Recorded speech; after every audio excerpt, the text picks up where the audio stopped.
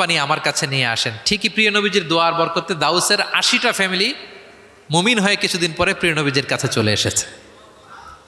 আল্লাহু আকবার। সাকিব গোত্র হুনাইনের যুদ্ধে তীর মেরে মুসলমানদেরকে একেবারে শেষ করে দিচ্ছিল। সাকিফ, বনু সাকিফ। সাহাবারা আবার বলেন, ইয়া রাসূলুল্লাহ, হাত তোলেন, একটু বদদোয়া করেন, আল্লাহ যেন ওদেরকে ধ্বংস করে দেয়, আল্লাহ যেন ধ্বংস করে দেয়।